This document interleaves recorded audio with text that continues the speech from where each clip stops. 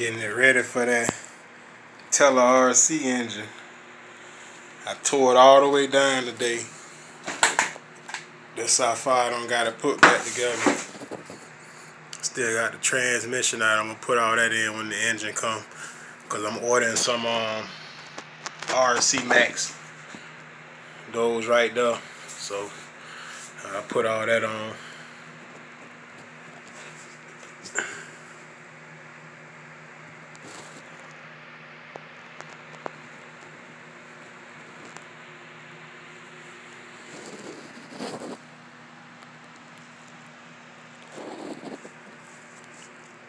Part 1. Stay tuned for part 2.